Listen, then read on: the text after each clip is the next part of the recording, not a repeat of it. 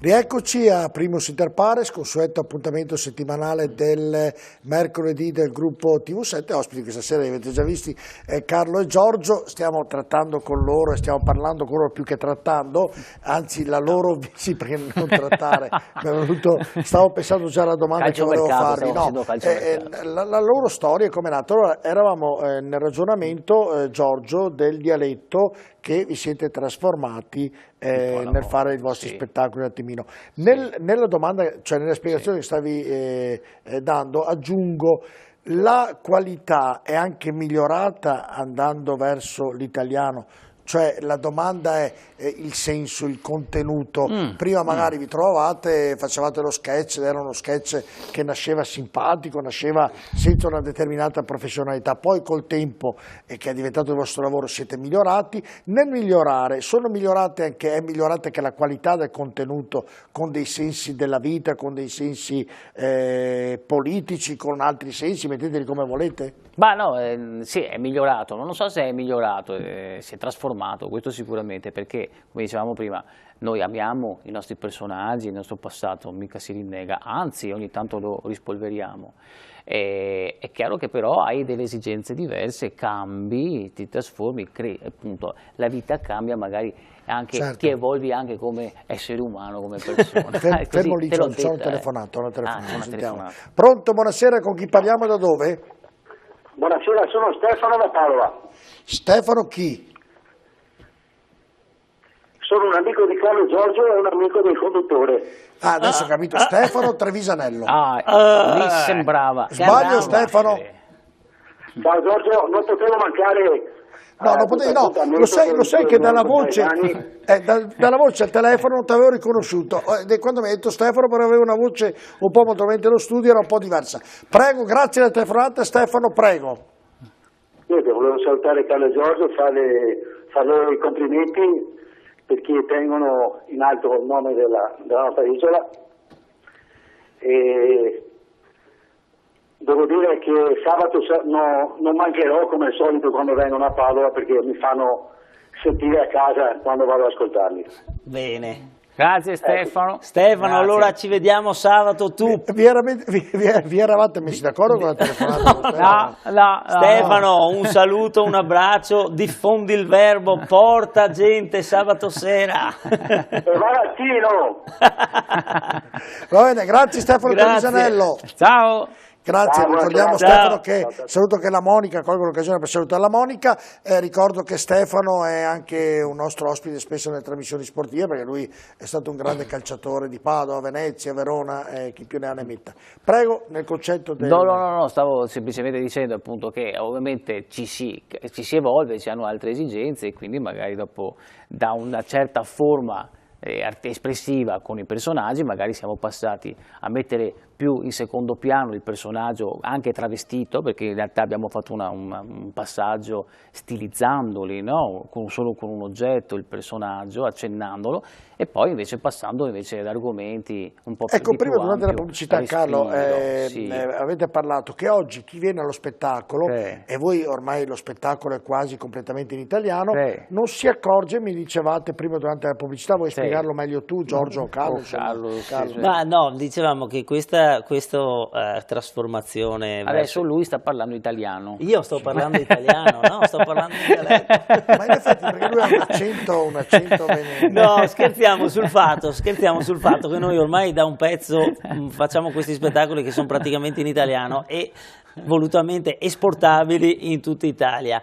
Ma quando lavoriamo in zona qui, chi ci viene a vedere, vuoi perché è preso dalla risata, vuoi che è coinvolto, vuoi perché abbiamo questa etichetta appiccicata che ci portiamo addosso, alla fine non se ne accorge che lo spettacolo è in italiano e magari ci chiedono: ma quando andate fuori regione con questo spettacolo come fate? E invece questo spettacolo qua è in italiano. Fra 7 giorni siamo a Bologna, per dire. Per contro, a Bologna dove? Teatro Deon a Bologna. Per contro, il 9 marzo. Tipo 2 settimane fa, ad esempio, eravamo a Lodi e in realtà lo spettacolo appunto è totalmente in italiano, però ovviamente alcune piccole cose le dici poi in dialetto, cioè le espressioni tipo ciò o ciappa, che è comprensibile anche... però sono 5, c'ho Ciappa, roba. E alla fine ti senti dire anche, però il dialetto è si bello sente. sentire il dialetto. Senti Carlo, te la faccio a te. Allora, quando fate gli spettacoli in Veneto, in Friuli, siete conosciuti, ormai avete una vostra storia, ma per esempio quando andate a Bologna, come riuscite a riempire un teatro? Cioè, non essendo, almeno non avendo la popolarità che avete sul territorio, perché qui vai a Padova. Paghiamo casa per casa, No, casa per casa.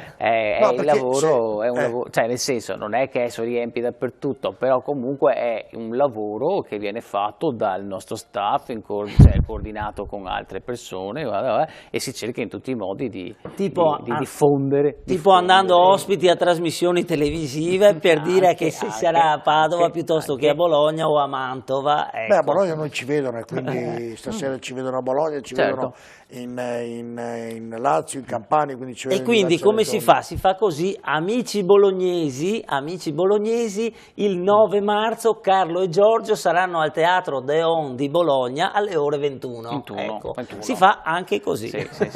Che serio che era detto. Visto che roba, sembra quasi una tragedia, ma questo fanno ridere, Fa ridere lo spettacolo. No, fa ridere, ma cioè, vabbè, andiamo a vedere un altro spezzone. Vediamo lo spezzone.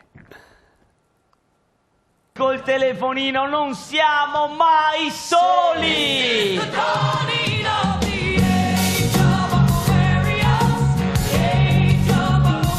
iniziata una nuova era! Ed è bello che sia così perché comunicare crea legami, amore! E se prima era semplicemente ama il prossimo tuo, adesso siamo andati ben oltre! Chi ama il prossimo tuo? Quello in rubrica naturalmente. Ma tu quanto paghi? Insieme al tempo ormai è la più classica delle conversazioni. Io ho la tariffa mega. Ho mega minuti, mega sms, mega giga verso tutti. Dovrei passare ad informarmi anch'io, perché con la tariffa ultra spendo troppo. Ho solo 100.000 giga di navigazione e 1.500 minuti al giorno. È un po' limitante. E noi vogliamo essere limitati. No! Ma se esiste una tariffa da 1.500 minuti al giorno, Quando un giorno dei minuti che nega solo 1440, vuol dire che siamo già super mega ultra oltre!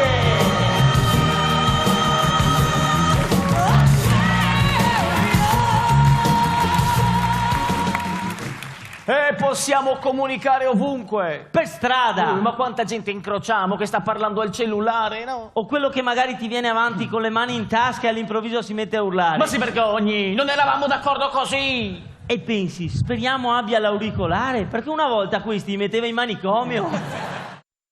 Vabbè, no, sarebbe guardarlo tutto, perché poi più lo guardi più ti innamori. Al di là di tutto, dicevano, ritornando al concetto iniziale, un attimo, sì.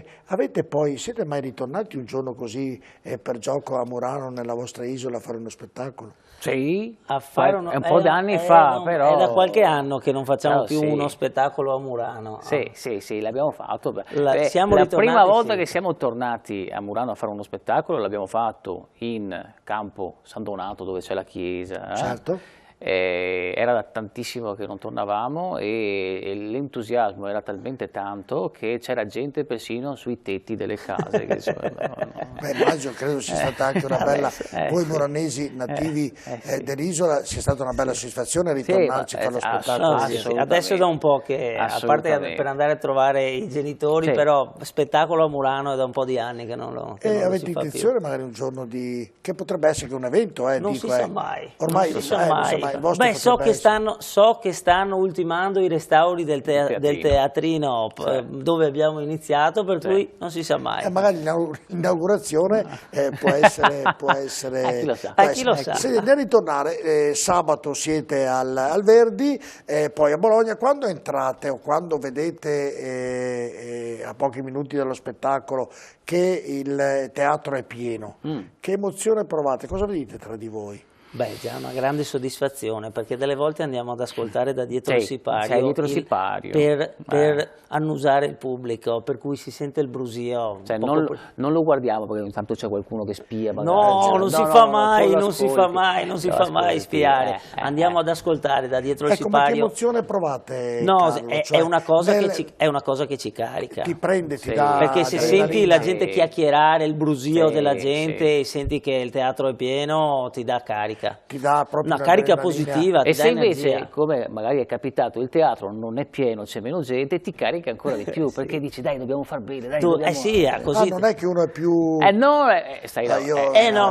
verrebbe una tristezza. Ma no, la professionalità sta in quello. Ma far divertire è una missione. È vero, è un punto di professionalità anche quello, perché bisogna impegnarsi sempre, anche se ci sono 20 persone in teatro, è la serietà, la professionalità e il fatto di pensare che non si sa mai chi ci sarà in mezzo tra quelle 20 persone, quindi che siano 20 o che siano 2000, bisogna avere sempre la stessa ma hai fatto serietà. fare un ragionamento, non ci avevo pensato. Io ho pensato, se entri nel teatro, adesso 20 persone, no, ma lo vedi metà vuoto, uno insomma parte già un po' condizionato, un po' anche... Invece nel ragionamento che avete fatto, bravi, perché vuol dire che da questo prendete spunto. Assolutamente no. Poi è chiaro che è più piacevole, è più divertente, ma reciprocamente sia per noi che per il pubblico avere una sala piena che si diverte. E paradossalmente è più facile iniziare uno spettacolo con un teatro pieno, perché potenzialmente è più facile se iniziano a ridere in 500 piuttosto che in 50. Voi avete fatto diversi, adesso forse sto esagerando, però sicuramente io ne ricordo 2 o 3 spettacoli al Piccolo Teatro a Padova, e lì l'avete sempre riempito. Io ho sentito, perché conoscevo le persone che sono venute a vedere, davvero entusiaste dopo il vostro spettacolo, e quindi avete seminato, uso viceversa, soprattutto nei primi anni magari capitava che appunto magari il pubblico non era così numeroso, magari non era neanche così attento e te ne accorgevi, e allora in codice si diceva: succede questo, prendete un punto di riferimento, vero? E si guarda, è un punto non precisato. Ti posso raccontare questa, perché poi invece gli episodi negativi ti danno la forza per andare avanti, perché quando hai superato quelli poi va tutto in discesa.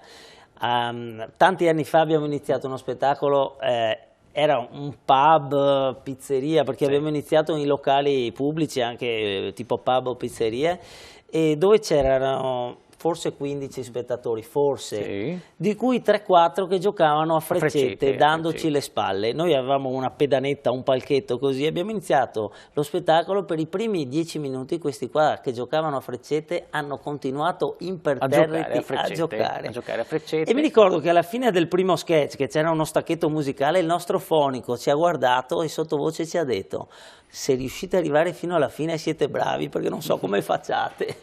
E portata a casa quella, poi tutto in discesa. Ma lì le freccette le hanno continuate fino alla fine? Alla fine alla fine hanno smesso. Il risultato è stato quello di far smettere loro di giocare a freccette, si sono seduti e assieme agli altri 15 spettatori siamo riusciti a farli divertire. Ecco, questo quello è stato una bella soddisfazione. Capisci che poi di fronte cioè è come portare a casa un risultato rispetto a 500 persone e farle ridere. Anche se ne hai 15 e riesci a farle divertire e tenere alta l'attenzione, il risultato è uguale. Per quello ti dico la formula vincente, la professionalità. Adesso perché sembra che tutto sia sempre stato bellissimo. In realtà ci sono comunque una serie di episodi che noi ci raccontiamo sempre in certe occasioni, tipo il nostro anniversario. Noi festeggiamo l'anniversario di Carlo e Giorgio, e allora ogni volta andiamo a cena e raccontiamo immancabilmente quali serate, quali spettacoli, quelli che sono andati bene, quelli che sono andati male, o quelli che sono stati un po' particolari. Veniamo a uno dei primi, ad esempio, che siamo venuti alle Terme, Lorenzo, dove eravamo uno dei primi spettacoli, eravamo a Recoaro, alle Terme abbiamo fatto lo spettacolo di 20 anni fa. Di domenica pomeriggio per gli ospiti delle Terme.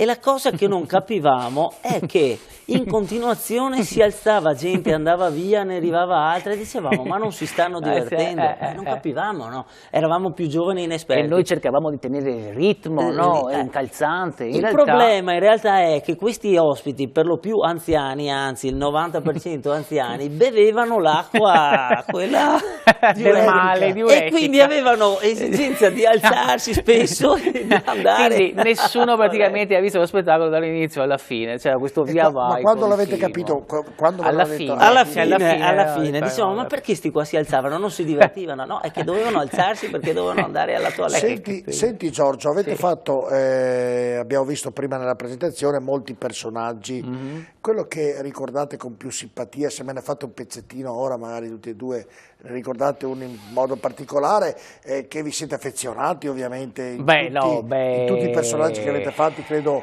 centinaia. Sì, no, sono tanti, in realtà un po' tutti, perché Carlo sorride qualcosa c'ha lui. No, devo dire che quella che tutto sommato comunque a tutt'oggi, ma anche non molto tempo fa, si rispolvera, per esempio, è Mamma e Figlia. Aspettate, fermo così. Volete il sottofondo musicale? No, se me lo chiedete lo faccio preparare. Come vuoi tu? No, ditemelo voi, siete voi i protagonisti. Se mi chiedete il sottofondo musicale con la determinata Giorgio, musica, per caso hai un sottofondo musicale? ne abbiamo. Cioè, il sottofondo, chiedo alla regia, riesce? Se avete mai il titolo di una canzone per fare questo piccolo sketch, quello che vuoi tu, ma no, ma tanto è solo semplicemente per citarti. Ma magari mettiamo i migliori anni della nostra vita? Ma allora potremo. Metti mettiamo i migliori anni della nostra vita, adesso lo tirano fuori in regia che sono bravi, e poi appena è pronto lo facciamo. Però allora adesso andiamo un po' a braccio. La figlia, te per esempio, ultimamente poi si è anche un po' aggiornata,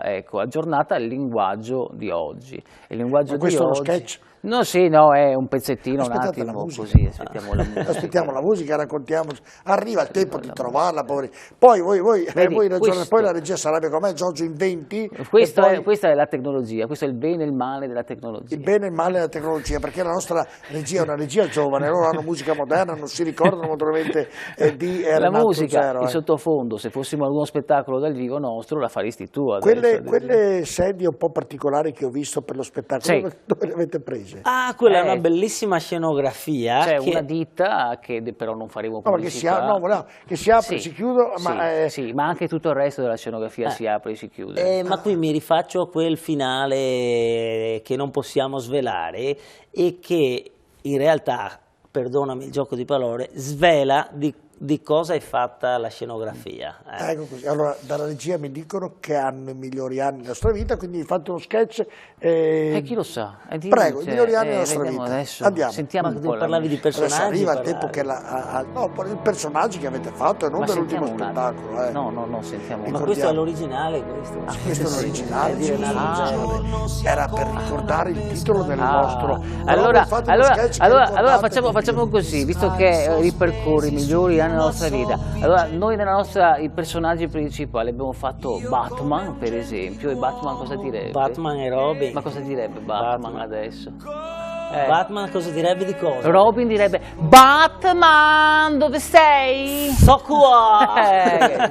Poi che ne so, ci sono questi due, chiamiamoli tossici, ma anche un po' cialtroni ladri, e allora sarebbe Dennis e Dennis, esatto. Ciao. Adesso non si può più rubare neanche un telefonino, che quello subito aggancia la cella della zona in cui ti trovi in quel momento.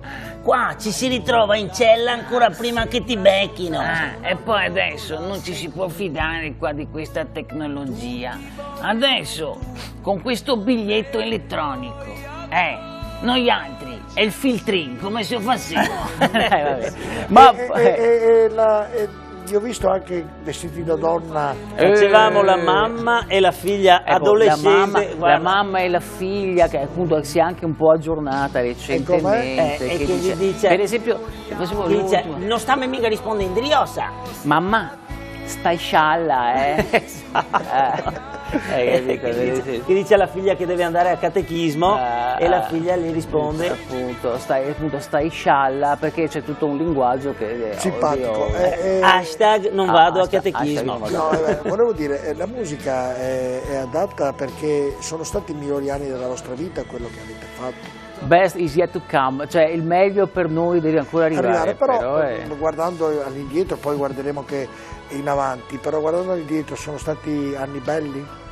Sono stati anni molto belli, sono stati anni molto belli, sono stati anni meravigliosi, sono stati anni che però appartengono al passato e bisogna essere sempre proiettati al futuro. Poi sono anni che tu vivi, quando li vivi non ti rendi mai conto di quello veramente che hai e sei sempre proiettato al futuro. E cosa mi ha insegnato il passato? Cosa mi ha insegnato il passato? Il passato? Ma chi lo sa cosa ci ha insegnato? Fatto una domanda alla Marzullo. Esatto, cosa ci ha insegnato il passato? Non lo so, ci ha insegnato, non lo so, forse credo sempre la dedizione, l'umiltà. L'umiltà è fondamentale secondo voi? Sì, è importantissimo. Per tutti? Sì, per tutto e per tutti. Spero che siamo ancora ma io sono concorde, perché... guardate, ho delle esperienze specialmente nel mondo dello sport, no, del calcio, che... dove ci sono soldi che davvero, vedi dei personaggi che quando hanno preso un po' diventano irraggiungibili e trovo, essendo uno sport popolare, dovrebbero essere approdati tutti, mi chiedo davvero penso che tu abbia avuto la possibilità di incontrare molti campioni e personalità nel campo sportivo e non solo del calcio, e ti accorgi dall'umiltà di qualcuno quale sia la sua grandezza. È vero. Perfettamente d'accordo con voi. Poi il fatto che non è la brama, il desiderio di arrivare a chissà quali traguardi, ma in realtà la cosa positiva è il desiderio di migliorarsi sempre, di progredire, di crescere. Questo lavoro vi fa avere una vita agiata, cioè io non voglio sapere quanto guadagnate, non mi interessa, però questo è un lavoro che vi permette di poter vivere tranquillamente, di vivere bene, o è un lavoro che può essere fine a se stesso, cioè finché va, lo dico in dialetto veneto, vabbè, dopo chissà, oppure vi dà la speranza? Allora, da una parte ritorno a quello che un po' si accennava prima, e cioè che la domanda a volte ricorrente, e questo lo dirò in dialetto, che ma ti che volo di fare? Ecco, perché è un po' difficile, è un po' inconcepibile che questo lavoro possa essere un lavoro con cui ti guadagni da vivere. E in realtà sì, non è forse per tutti, però noi ci guadagniamo da vivere così. E così era bella. Sentite, la vita, la giornata di artisti come voi è noiosa, è banale, uno si immagina... C'è questa leggenda che ci alziamo a luna.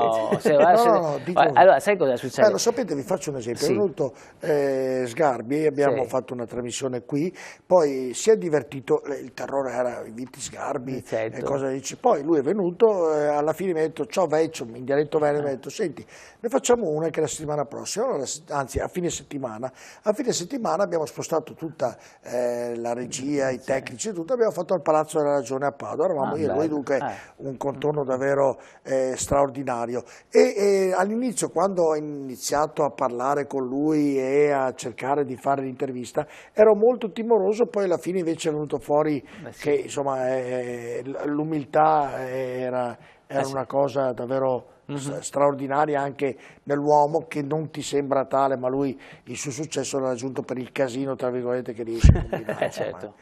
Invece è diverso da voi, insomma, logicamente, perché voi invece dovete fare un prodotto. Dicevi la nostra vita in realtà uno si pensa che magari, che ne so, andiamo a feste, cocktail, donne, in realtà la nostra vita è molto banale, molto normale. Anzi, adesso ricordo, perché nel ragionamento di Sgarbi mi ero dimenticato, lui doveva essere a una determinata ora, specialmente quello al Palazzo della Ragione, mentre lui alla notte dormiva fino alle 4, cioè va a letto alle 5 del mattino, alle 4, e al pomeriggio, se tu hai l'appuntamento all'1, lui è a letto, arriva alle 3, alle 4. Infatti, ma lui è Sgarbi. Voglio dire, lui alla notte è sveglio, lui vive la notte. Perché noi non siamo svegli neanche di giorno. No, ma volevo dire, invece voi, al di là di questo, intendo ovviamente anche il livello di allenamento, il livello di prove, il lavoro che costruite con i Guarda, vostri ma guarda collaboratori? che alla fine diventa un lavoro impiegatizio anche questo, nel senso che bisogna avere la costanza e la regolarità. Come fate le prove, Carlo?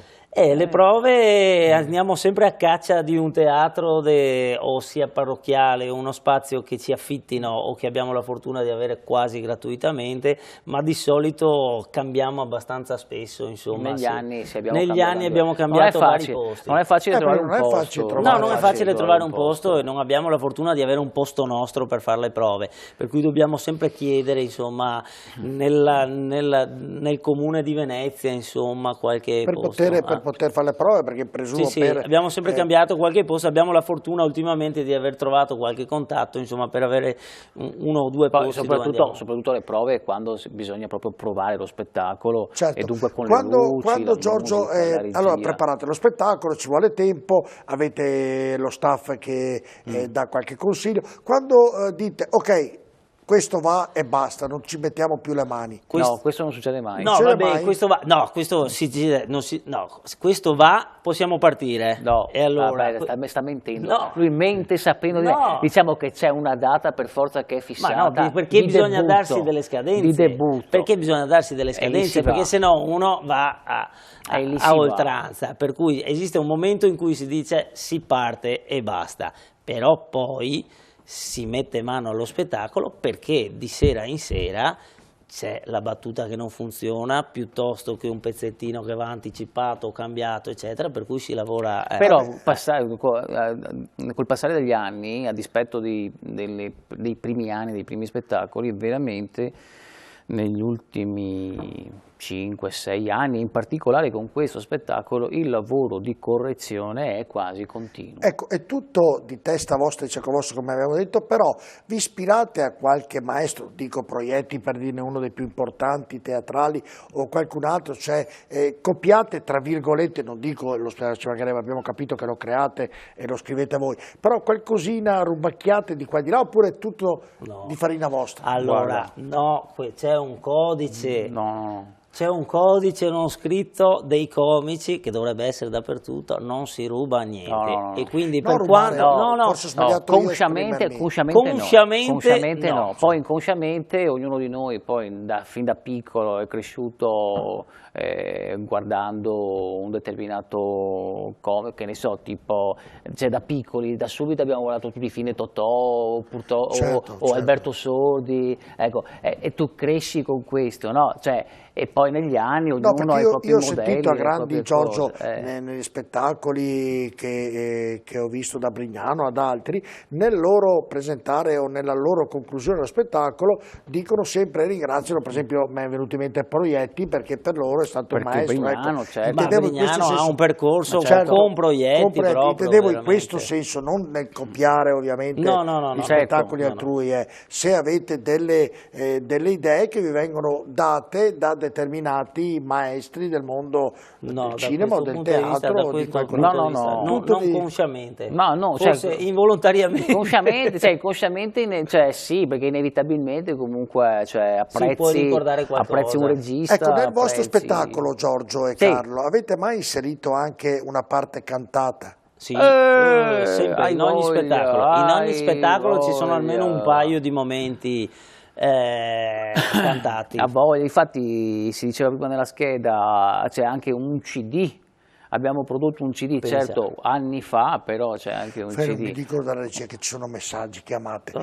Minacce, una cosa incredibile. Sono contento per la Marilise stasera, tra di noi, ma proprio vi dico, la missione io rimetto ogni tanto, vi dico sempre, mamma mia che non riesco a fare. Fuori messaggi, fuori messaggi, via. Iniziamo Nicola, Carlo e Giorgio hanno fatto anche un bellissimo spettacolo a Venezia per i ragazzi, il Vangelo secondo Carlo e Giorgio, bellissimo. È vero. Rispondiamo subito. Rispondiamo, leggiamo due o tre. Certo, ve le ricordate? Certo. Poi chi lo sa, casomai se lo ricordi. Sono sicuro che ve le ricordate. Ma siete in due e vi salvate. Andiamo avanti. Carlo e Giorgio, andiamo avanti.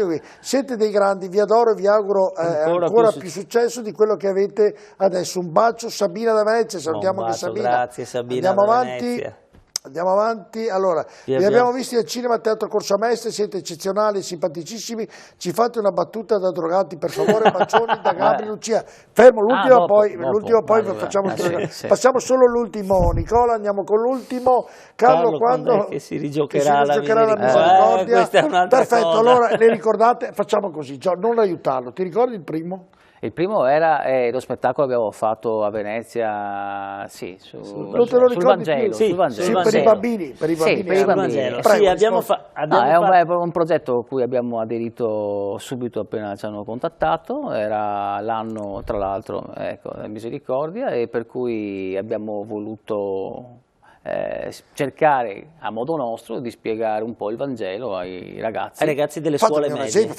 Scuole medie. Andiamo nella parte un po' più allegra, perché abbiamo parlato troppe chi è cose. che si ricorda? Ti hanno chiesto anche di fare i drogati poi, No, dopo però. drogati, Ma infatti, ma guarda che il Vangelo, il concetto era proprio questo. Si che prepara del pure la Vangelo telefonata, si Nicola, può così. anche ridere, no? Si può ridere. Prego. Perché, ma c'era un passaggio per cui, per cercare di spiegare ai ragazzini... Per me, Carlo, ti ricordi più te che No, perché è un lampo... Lo sai perché ho fatto la domanda a lui, perché pensavo si fosse già dimenticato. Sono lampi di lucidità prima della demenza senile. Però ti ricordi più...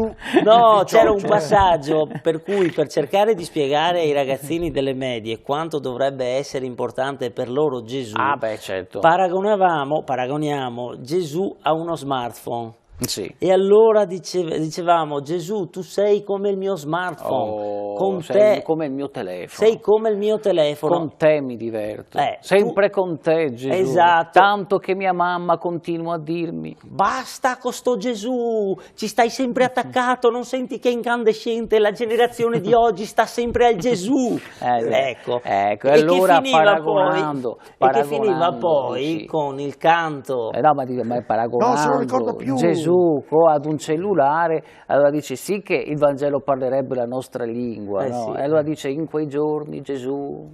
In quei giorni Gesù si trovò davanti una folla di 5.000 persone, subito creò un gruppo su WhatsApp al quale inviò un messaggio: credete in me e la vostra batteria non morirà mai.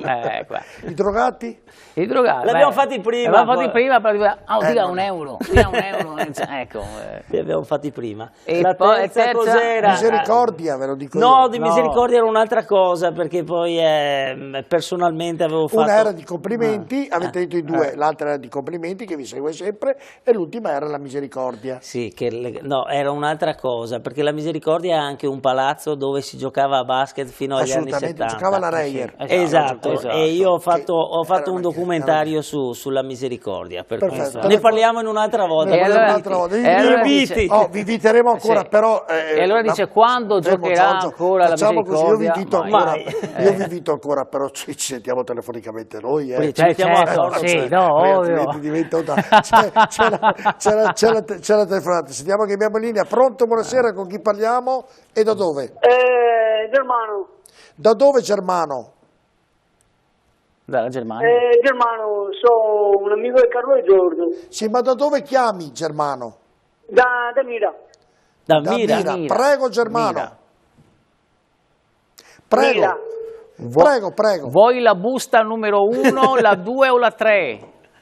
La 3, Carlo, la 3. La 3. La 3, non si può parlare di compagnie telefoniche qui perché facciamo pubblicità. Prego, Germano, la domanda.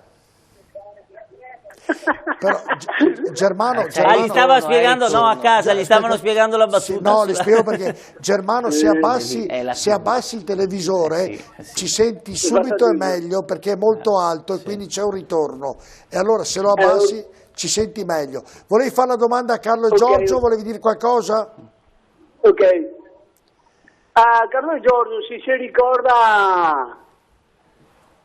Sì, si ricorda di un ultimo dell'anno di una guardia che c'era a servizio in Piazza Ferreto. Chi se la dimentica? Assolutamente. Come potremmo dimenticarci di Germano? No, assolutamente. No. Germano, vuoi raccontarla tu perché non se la ricorda? Meglio di no. Ma ci hanno arrestati? Ma cosa no, abbiamo combinato? Ma chi se lo ricorda? Ma io saluterei Germano perché non entrerei in un terreno minato che io non ricordo, chissà cosa si ricorda lui. Ma secondo me sentiamo cosa forse si ricorda. abbiamo fatto una notte al fresco. Germano, cosa ti ricordi? Un ultimo dell'anno in Piazza Ferreto che ho fatto Uno spettacolo, un spettacolo. Sì, sì, che abbiamo fatto lo spettacolo, sì. Sì. Sì, mi dero di servizio addetto a sorveglianza. E hai sorvegliato bene. E ti sei divertito al di là del lavoro? Ti sei divertito con Carlo e Giorgio? Guarda. Sta ancora ridendo. Io direi, Germano, ci diamo appuntamento in Piazza Ferretto a mezzanotte. La prossima volta che faremo un capodanno in Piazza Ferretto a Mestre, noi vogliamo te come nostra personale guardia del corpo. Ok? E ti salutiamo. Ciao, a presto e grazie Germano. Germano, buonasera. Ok, ciao ragazzi, siete grandi. Era un po' emozionato, però si ricorda ancora dello spettacolo. Non è una cosa da sottovalutare. Ma neanche da sopravvalutare. Perché a volte la gente si ricorda cose che noi non abbiamo mai fatto. No, ma è vero, abbiamo fatto anche Capodanno in Piazza Ferretto a Mestre. Però sta di fatto che uno si ricorda di tanti anni fa, perché presumo siano passati molti anni, vuol dire che avete lasciato un segno indelebile su Germano. Ma prendiamo assolutamente sempre il meglio. Abbiamo lasciato un segno indelebile. Infatti prima era normale, adesso no. Adesso ha avuto un attimo. Allora andiamo in pubblicità, poi abbiamo l'ultima parte dove vi faremo vedere gli altri spezzoni dell'ultimo spettacolo e parleremo ancora con Carlo e Giorgio. Voi dovete assolutamente rimanere con noi, a tra poco. È una minaccia. È una minaccia.